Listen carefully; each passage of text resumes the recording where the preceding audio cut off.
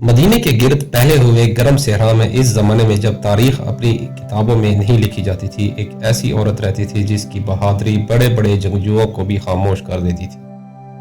اس کا نام نصیبہ بنت کعب تھا، لیکن لوگ اسے ام عمارہ کے نام سے جانتے تھے۔ وہ عورت جو اس وقت ڈال بن کر کھڑی ہوئی جب دوسرے پیچھے ہٹ گئے۔ وہ نہ کسی شاہی خاندان میں پیدا ہوئی تھی اور نہ ہی بچپن سے جنگ کی تربیت حاصل کی تھی۔ وہ ایک ماں تھی، ایک بیوی تھی اور ایک سچی مومنہ تھی جس کی طاقت اس کے ایمان سے آتی تھی۔ اس کی زندگی کا سب سے اہم دن وہ غزوہ احد کا موقع تھا۔ سورج ابھی پوری طرح نہیں نکلا تھا کہ میدان جنگ گرد و غبار تلواروں کی جھنکار اور مجاہدوں کی آوازوں سے بھر گیا۔ ام عمارہ لڑنے نہیں آئی تھی، وہ دوسری عورتوں کی طرح پانی کی مشکیزیں اٹھانے زخمیوں کو پانی پلا رہی تھی اور ان کی دیکھ بھال کر رہی تھی۔ ان کی نظریں بار بار اپنے بیٹوں کو تلاش کر رہی تھی جو میدان جنگ میں شامل تھے۔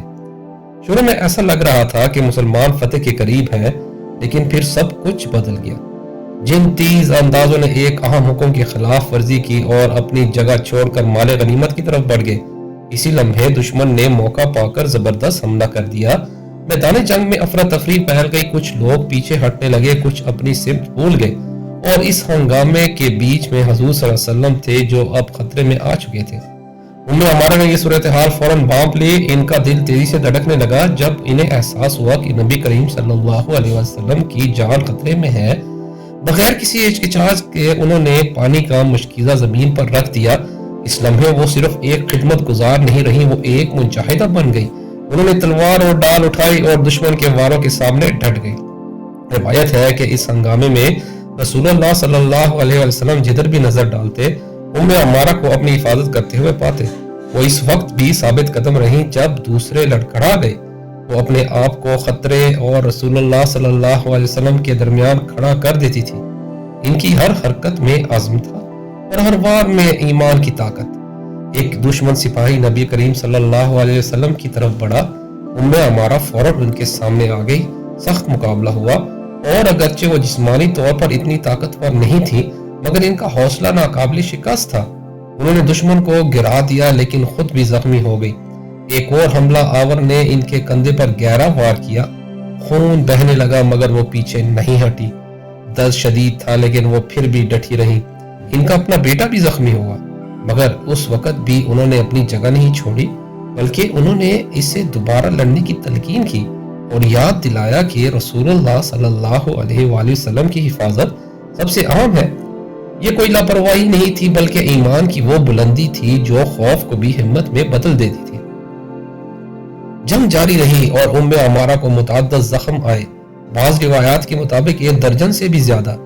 اس کے باوجود وہ اپنی جگہ پر قائم رہی۔ ایک موقع پر ایک خطرناک دشمن ان کے سامنے آیا۔ انہوں نے ان کا مقابلہ کیا اور وار کیا لیکن اس کے مضبوط زرہ نے اسے بچا لیا۔ جواب میں اس نے ایسا وار کیا جس سے ان کی گردن پر گہرا زخم آیا۔ ایک لمحے کے لیے ایسا لگا جیسے سب کچھ رک گیا ہو، لیکن وہ گری نہیں۔ نبی کریم صلی اللہ علیہ وآلہ وسلم نے ان کی حالت دیکھ کر ان کے علاج کا حکم دیا، مگر اس حالت میں بھی ان کی فکر اپنی نہیں تھی۔ انہوں نے صرف یہ پوچھا کہ کیا آپ صلی اللہ علیہ وسلم محفوظ ہیں؟ جب انہیں یقین دلایا گیا کہ آپ صلی اللہ علیہ وسلم خیریت سے ہیں تو ان کے چہرے پر اطمینان آ گیا، حالانکہ وہ شدید زخمی تھی۔ جنگ کے اختتام پر ام عمارہ شدید زخمی تھی مگر ان کی بہادری ایک مثال بن چکی تھی۔ ان کی کہانی صرف جنگ کی نہیں بلکہ ایمان، قربانی اور ثابت قدمی کی داستان بن گئی۔ ایک یاد دہانی کہ اصل طاقت نہ جسم میں ہوتی ہے نہ مکان میں بلکہ یقین میں ہوتی ہے۔ بعد کے سالوں میں بھی انہوں نے مختلف واقعات پر اپنی بہادری کا مظاہرہ جاری رکھا۔ ان کے زخم ان کی کمزوری نہیں بلکہ ان کی پہچان بن گئے۔ ان کی کہانی نسل در نسل سنائی جاتی رہی، ایک ایسی عورت کی کہانی جو پانی پلانے آئی تھی مگر تاریخ بن گئی۔